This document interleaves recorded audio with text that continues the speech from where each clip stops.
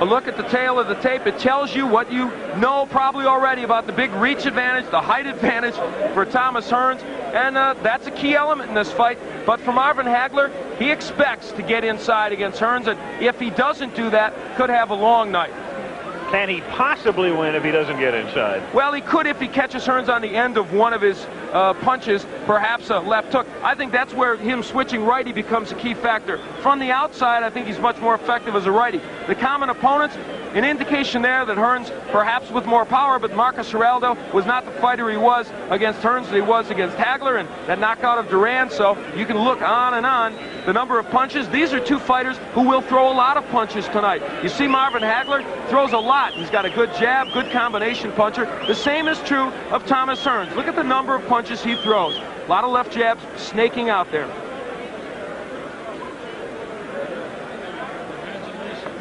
So the pomp and ceremony still taking place. We're going to have the national anthem shortly. Al, here's the difference now. From Nevada, we go to WBC rules. And these will change somewhat. 10-point must system still in effect. There is no 3 knockdown rule. There is no standing 8 count.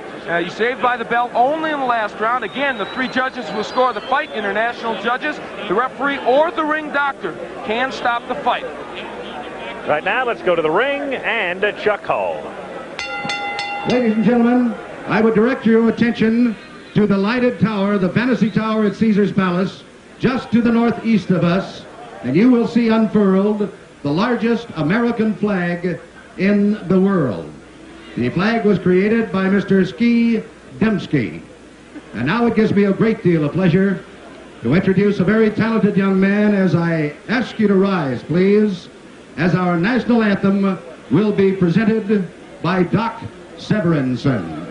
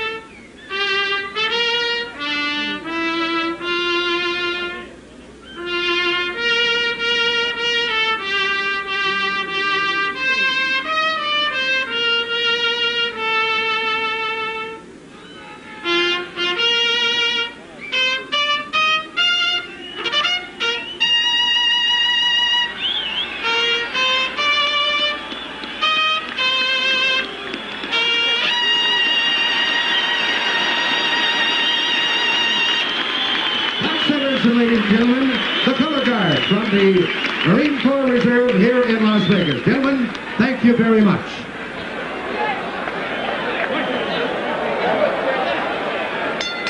Ladies and gentlemen, the officials assigned by the Nevada State Athletic Commission for the next event of the evening.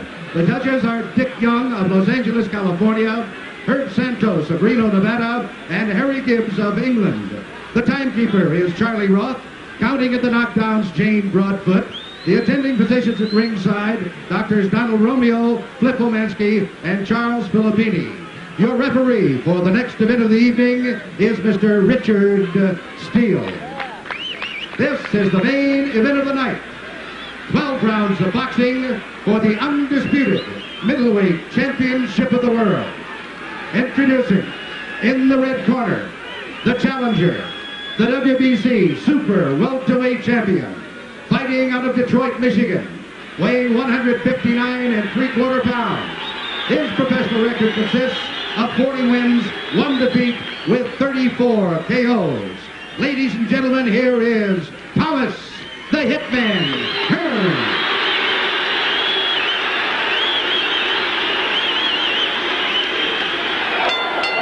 And in the middle corner, fighting out of Brockton, Massachusetts, weighing 159 1/4 pounds, with a professional record of 60 wins, 2 defeats, 2 draws, and 50 KOs. Ladies and gentlemen, the undisputed middleweight champion of the world, Marvelous Marvin Hagler.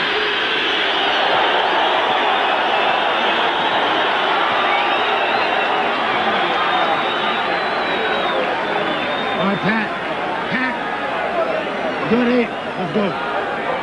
So the two come to mid-ring with Richard Steele. Instructions in the dressing room. I'm just cautioning you now. Obey my command at all times. Shake hands, don't let the go for you. Let's go. Very simple instructions. And finally, it's Hagler against Hearns. The camera's going to have to go. Eloquent simplicity by Richard Steele. Let's go. He knows, they know. Staring at each other through the national anthem. The stare down, of course, so customary before these fights. And here we go. Round one. Hagler, right off the bat, attempting to get inside. He'd love to be able to pin Hearns on the ropes if he can. A more aggressive start by Hagler. Look at him, right for the body. Marvin Hagler only wants the body. He bangs Marvin. Oh, Hearns may have hurt him with a right hand. Hearns with another right. Hearns hits him with an uppercut. Hagler, he's hurt. Hagler is stunned. Hearns got inside. Hit him with a right uppercut. Marvin ties him up. Marvin Hagler is still hurt. So it was Hagler coming out like a bullet. A good left by Hagler, but Hearns didn't flinch. Marvin going for the body. Wild first round. Wow, what a shock. And it was Hagler who initiated it, not Thomas Hearns. On the left by Hagler. Hearns comes back. Another right. That one stunned Hearns. What a first minute of the fight. Tommy Hearns has been able to drop that right hand in, and it has hurt Hagler, a surprise to many people. Another right hand from Hearns. Hearns moving. Hagler still pursuing. Comes in with a right. Missing with a left hook. Here's where I believe Hagler should turn to righty. He could block that right hand easier, and he would land his own left hook. Hearns with a devastating punch. Swelling near Hagler's left eye. Again, Tommy trying to come inside the hands of Hagler. Low blow by Hearns. Hagler still looking for the body. A right by Hagler. Good right got in. He has Hearns where he'd love to keep him on the ropes, but Tommy comes off easily. Another good right by Hearns. Hagler is now shaking those right hands off, though, Al. He was stunned a little early, and he's normally a slow starter. He's also bleeding. Hagler is cut. Hagler is cut. Bridge of the nose. Hagler hitting him low. He is banging the body well. He is taking shots to the head. He blocks that right. Hearns tries to come in with the uppercut, and Hagler ties him up with a minute to go in a wild first round.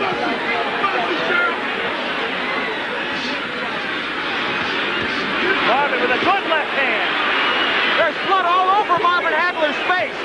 Can't tell where it's coming from. I thought it started at the bridge of the nose originally, but blood all over the face of Hagler here in round one. But Hagler has him on the rope. Hagler working on him.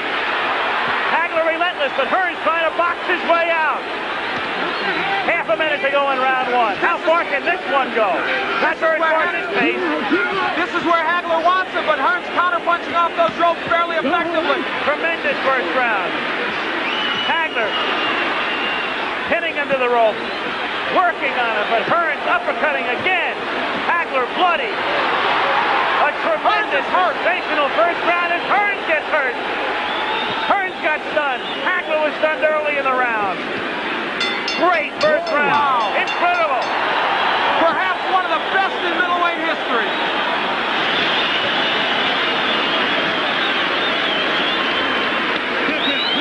That was an entire fight accomplished in 3 minutes. Where is it? Right there. Look around this one.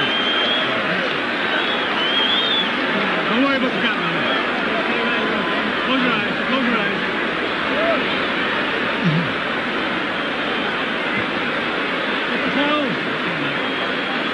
Take the water right now, Pat. The cut is over the right eye of Marvin Hagler. It's hard to tell. It's not on the eyelid, though. It looks to be on his forehead. That may not be as much of a problem.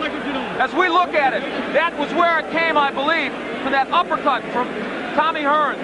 That was early in the round, but now later, Marvin Hagler digging to the body and throwing a right hook. fought most of that round, in fact, all of it as a southpaw. He took the action of Hearns, a surprise early. Well, the first round lived up to all the hype, and then some. Round 2 now. Oh. Left hand by Hagler. They said this fight would be determined on heart and the good chin. Right now, that's exactly what it's being determined on. Both men have been hurt. You can throw the strategy out the window right now. A wild first round. Hearns again trying to uppercut. Hearns trying to box. Moving, slipping off the ropes. Coming back and trying to land that right.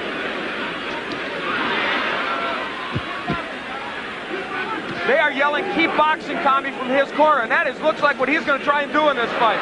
Hearns off balance, his foot was stepped on, not close to a knockdown. Excuse me, Al. Hagler turns righty. I think this could be a key moment in this fight. For the first time, Hagler switching, gets in with a left hand. This round sort of the way people anticipated the first round might go. Another right hand stuns Hearns. The crowd, of course, emphatic over every punch that's thrown. Hagler, despite that recent disadvantage, has been able to get into Hearns more so than I think most people expected. For one simple reason, good left hook by Hagler. He took the best Hearns could offer, and he did come in. He's getting through that right hand, even though he's getting hit with it. Halfway through round 2.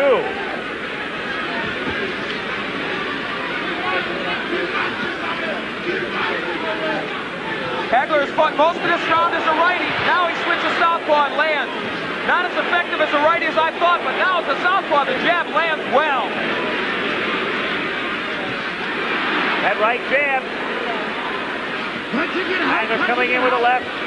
Richard Steele saying, punch your way out, punch your way out. A key element now is Hagler is working when he's on the inside. He's not just holding, he is working the body of Tommy Hearns. Boy, Hearns looks awkward. His legs look like they're not there. A little rubbery here in round 2. Tommy, though, fluid and moving. Trying to get inside again. The cut opens up over Hagler's forehead. And the blood begins to trickle down. Hagler working inside, now up top. Half a minute to go in round 2. Oh, what a left. Hearns trading with him. Hagler comes out to the right, a left, and another right. He has Hearns in trouble on the ropes. Tommy trying to punch his way off the ropes. Hagler wants to keep him there. Goes to the body. Hagler throws low blows. Marvin Hagler wants to turn this into an alley war, and he's done another low blow. Richard Steele may take points away soon, but will it matter? Second round coming to an end. Hagler bloody, but very much unbound. End of round 2.